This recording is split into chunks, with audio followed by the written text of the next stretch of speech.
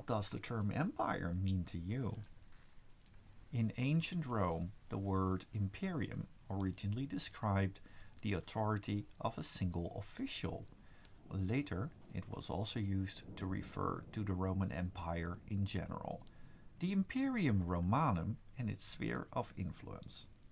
And over the centuries derived from it, this word became a description of great states and civilizations. An empire is certainly a construct of great power and territorial extent, an organization whose elites are likely to be amongst the most powerful and wealthy of all, and whose political decisions can influence the entire world. An empire endures for a long time and is respected by its friends and feared by its enemies. The Áváhé Project is a collaborative world-building effort run by creatives for creatives, and it is open to everyone. We will begin to explore its world, its tales and its characters in this initial video, beginning with the Old Empire. I am Thabo Meerkat, archivist of the Discovering Áváhé Project. Welcome to the chapter about the Imperii Draconi. The Old Empire was a vast, maybe the greatest empire to ever exist on the continent of Áváhé. And while certainly some of the affirmed traits of an empire applied to this one as well, the Imperii Draconi was likely different from what you might expect.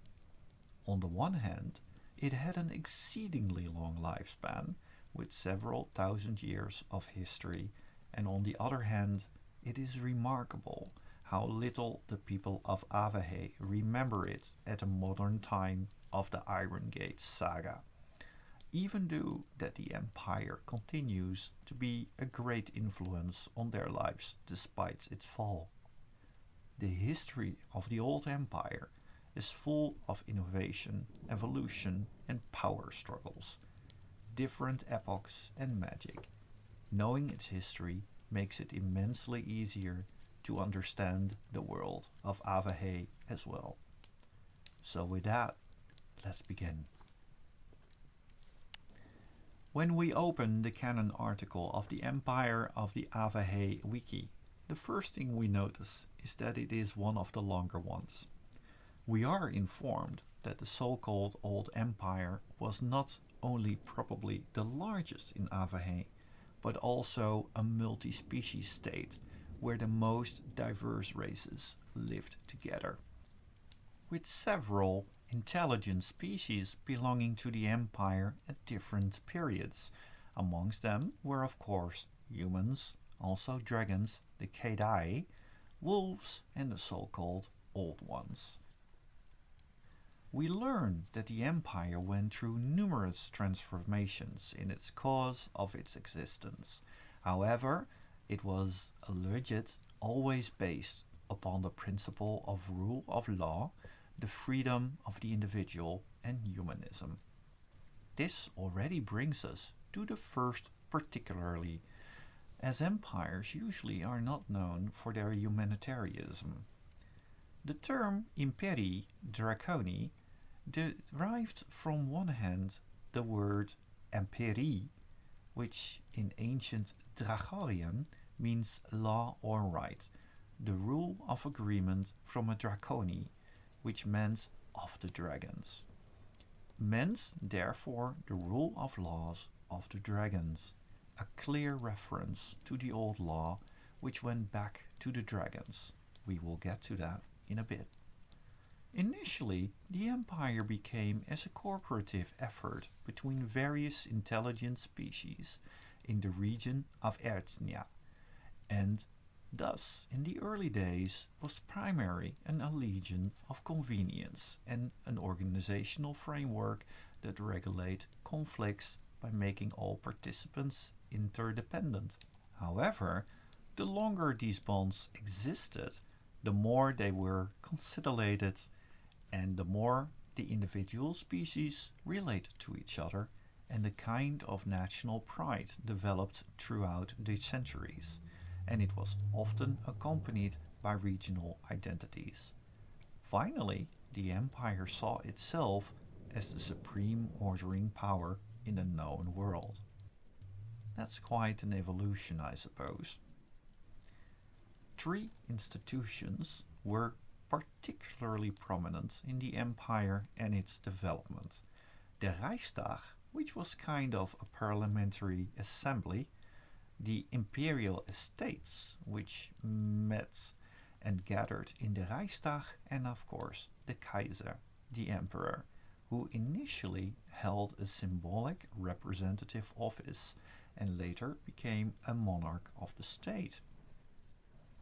Individual rights such as freedom of expression, private property, and other fundamental rights were enshrined in the old laws, a quasi constitution, so to say.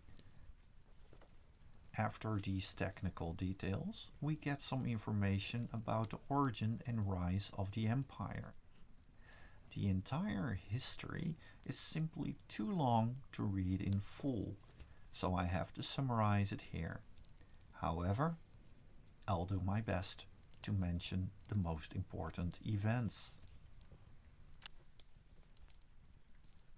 It is written that in the year 550 BID, that is 550 years before the empire was founded, the dragons came to Áváhé for the first time.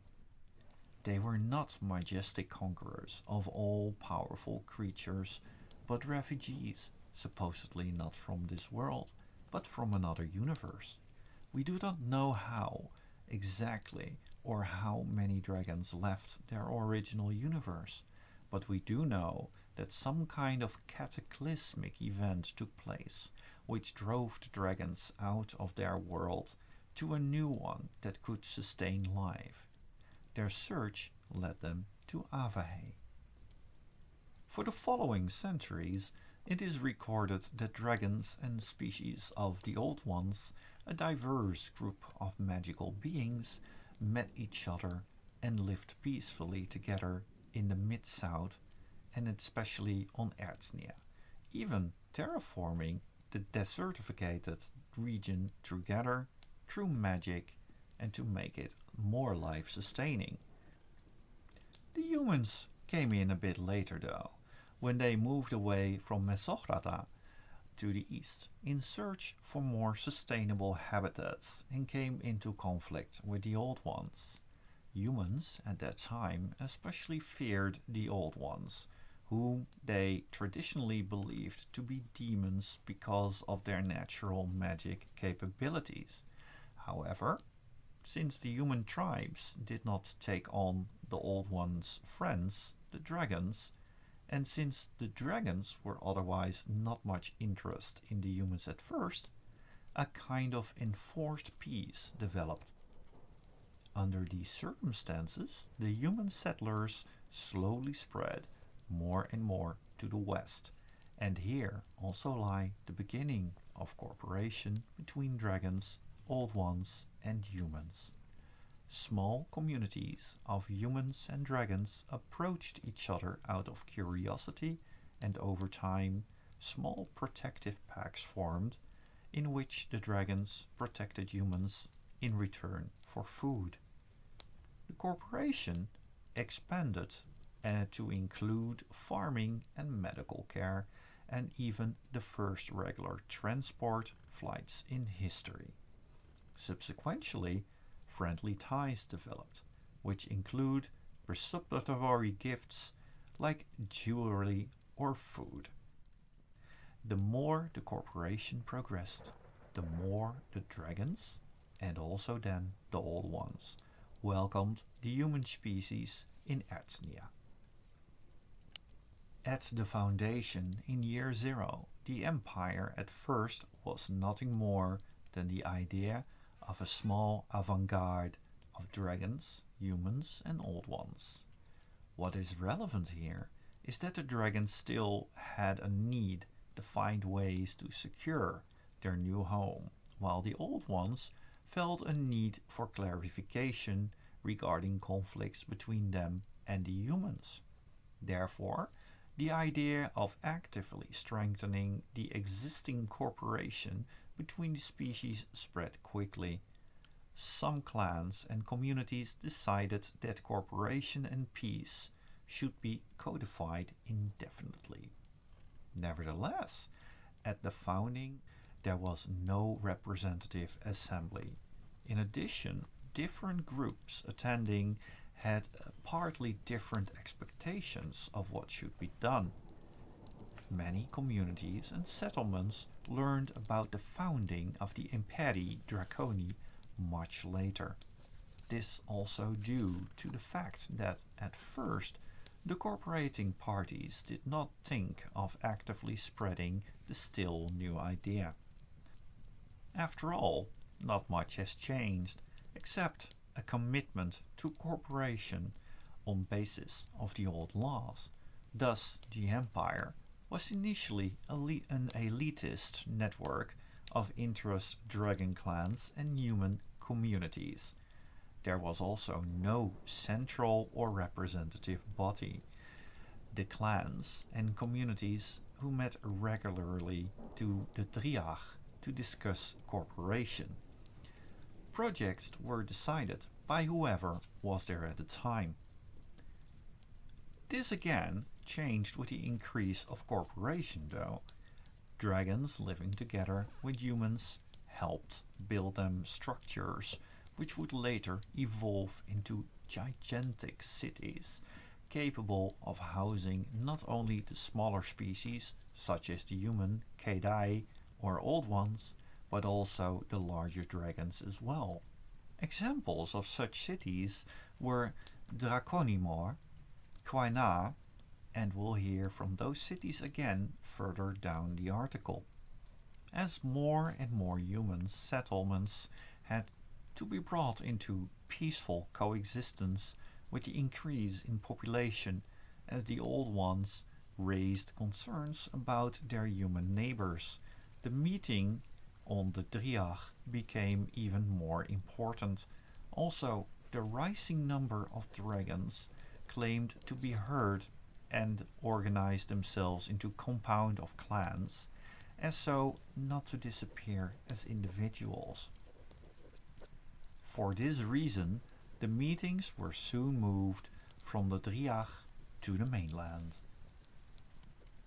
This is the prehistory of the emerge of the empire as I have presented it in such details because it already shows some of what later would become the formative historical features of Áváhé. We have a group of people that belong to different species but who decided to overcome their differences and work together for the common good. One might well expect that such different races in one organization would have exceedingly strong influence on each other, with conflicts likely being the norm rather than the exception. And the next thing we learn is how that played out. By the year 680 AID, due to the eased conditions, more delegates came to the meetings, which were held sometimes here, sometimes there. The meetings were usually not held in the same place to avoid bickering between the proud dragon clans. Since the journey was quite costly, a patronage system quickly took hold. With this step, the early empire has achieved a status as a federal organization of tribes and settlements. An overarching sense of togetherness developed amongst the communities. Topics discussed at conferences expanded from internal cooperation to dispute resolution and eventually infrastructure and foreign policy. The agreements at the meetings were mostly made verbally, but thus already achieved greater radiance the more humans participated. The prestige of the now so-called Reichstag, which you remember as the Parliamentary Assembly, now led to the arrival of nomads and visitors from nearby settlements, whenever it convened.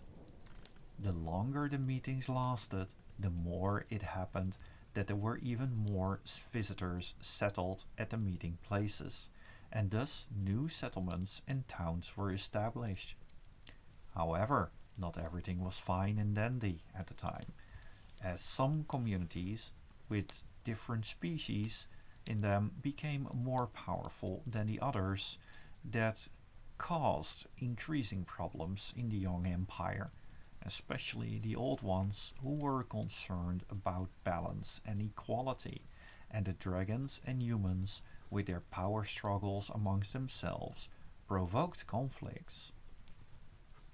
In order to prevent one group from gaining too much power, the old law, through numbers of changes, became the all-regulating law in which the empire and its parts were bound. Conflicts continued, however, with some groups trying to emphasize their power by settling virgin or already settled lands. When this practice almost led to war with the Keda, the Reichstag put a stop to it. After some political back and forth, the Reichstag finally decided that it would be best for the imperial estates to hold their competitions in a designated setting. This is how the office of the Kaiser came into being. It was endowed with representative duties and special honors. The move led to the division of the power-hungry forces into those who were mainly after prestige and those who sought actual more power. At first, the imperial office of the Kaiser was also awarded on a rotating basis, but then a kind of Olympic competition prevailed, and the winner of which would receive the office.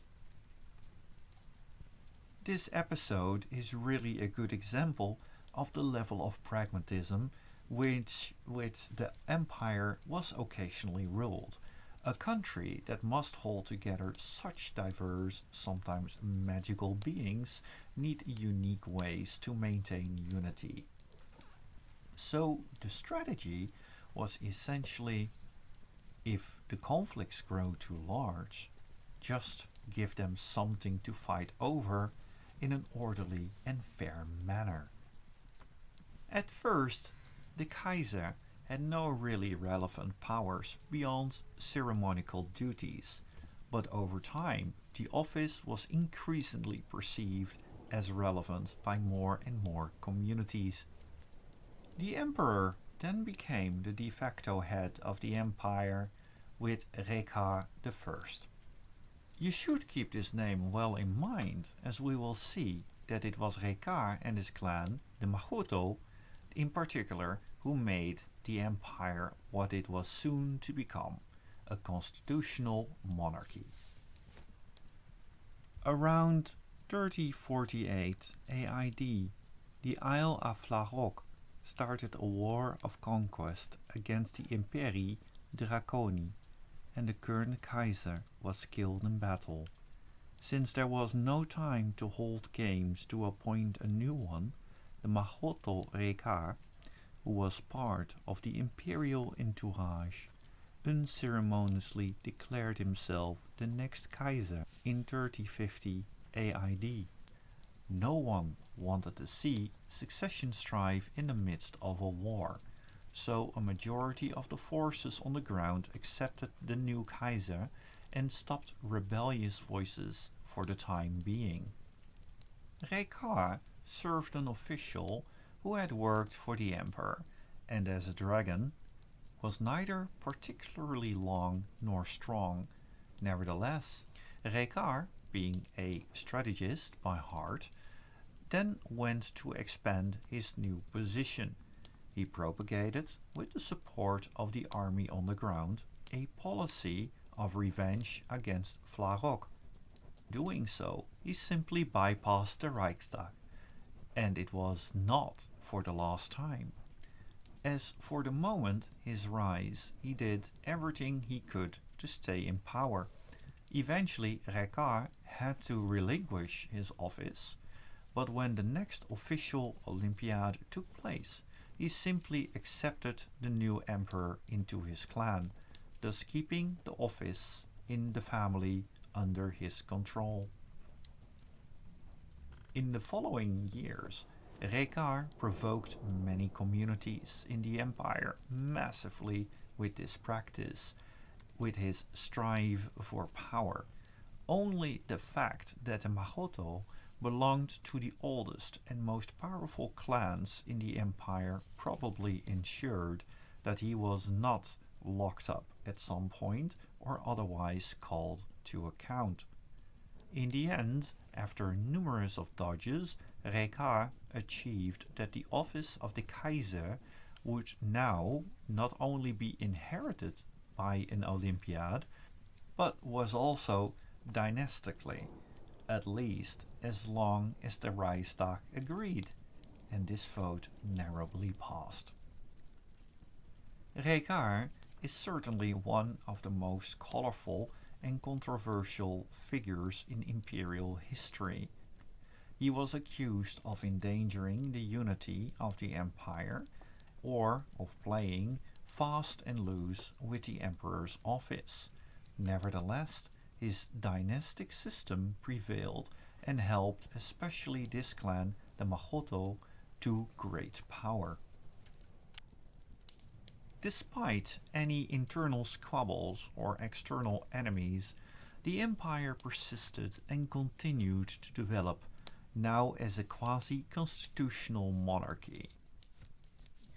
The following epoch of the late empire is characterized by a large increase of population and advance in the arts, education and sciences, but also notable crises.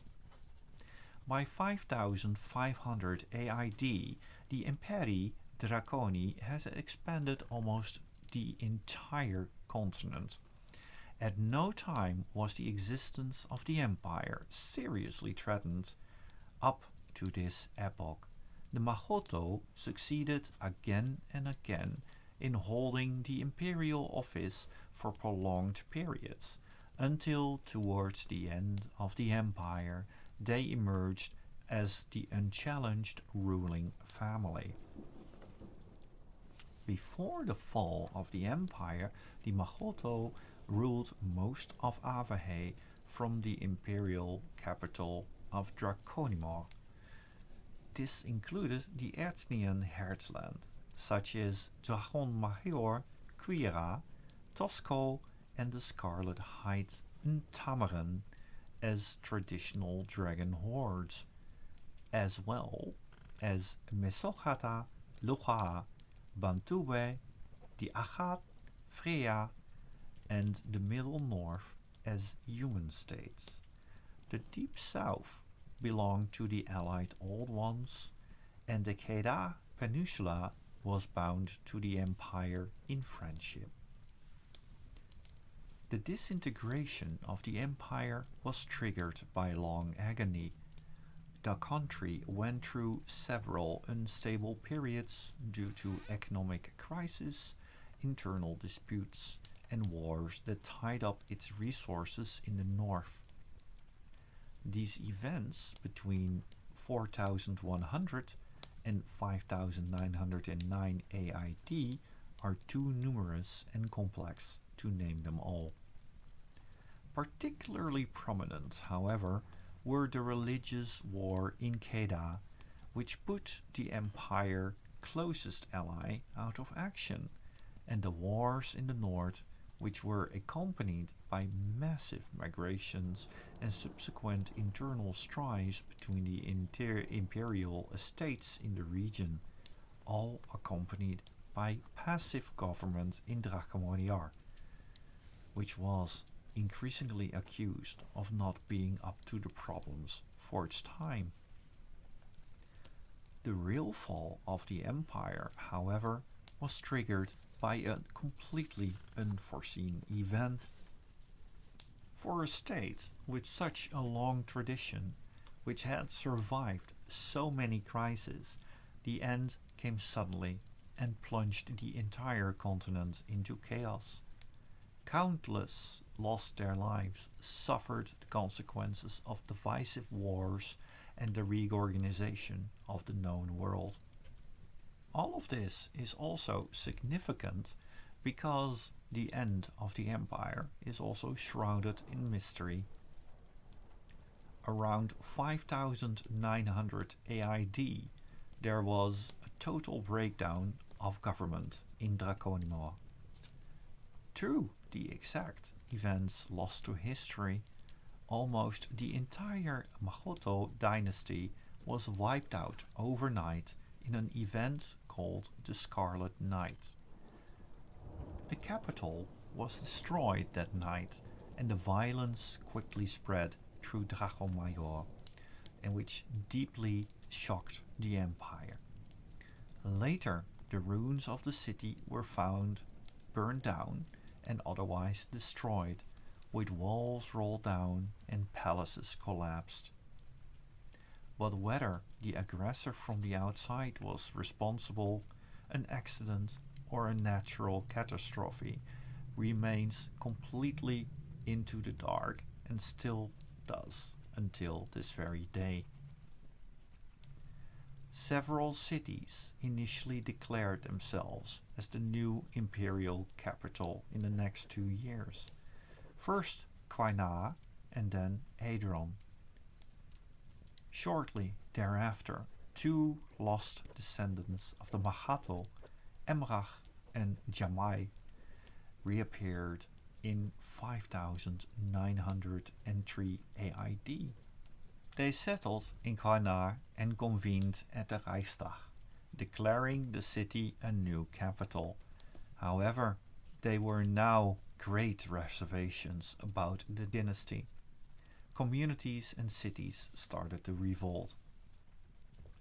Out of insecurity, Emrag and Jumai initiated the brief imperialistic phase that ended the empire.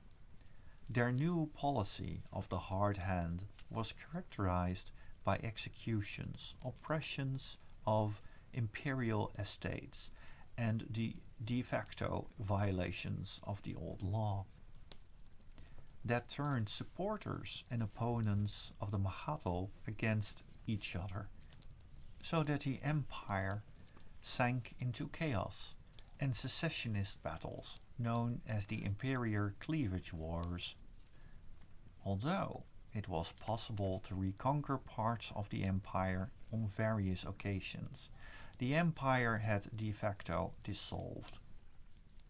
The imperialist policy also derived the empire from its population of old ones, who disappeared into the darkness of history. Increasingly, the dragons were now being hunted by humans, as the majority of them, though often actually passively, sided with the Magotho, while the humans mostly did not. Around 5909 AID, the 2 surviving Magotho abandoned any efforts at rule and retreated into an exile and raised their offspring. For the next 1,500 years, the empire fell into oblivion. Especially the humans turned away from empire tradition and rejected both its records and ideas. And now you have it, a multi-species empire that was built upon the spirit of cooperation and peace, survived wars and crises, even endured internal power struggles, was brought down in a single night, without knowing why. The consequences for the people at this time were nonetheless tremendous, and many lost their homes, or like the dragons, were driven out and killed and otherwise died in the subsequent wars between the former imperial estates. Modern empires and states took place of the old empire, and in its time owed their existence only to its absence. The mystery of the Scarlet Night is perhaps one of the greatest in Áváhé. If you're wondering what could possibly have led to this catastrophe, what exactly happened then, or how such a complex empire can function in the first place, the story of the Imperii Draconi always shows what the Áváhé Project is all about. It is a collaborative effort open to creatives and artists to evolve, and just like the realm itself, can benefit for everyone's diverse perspectives and talents, because only then truly unique concepts emerge. And if you want to know why the empire fell or what other stories it has to offer, then maybe you will be the one writing and telling those stories. This concludes the first part, discovering Áváhé, the Imperii Draconi, as narrated by Thabo Meerkat, archivist of the Áváhé Project.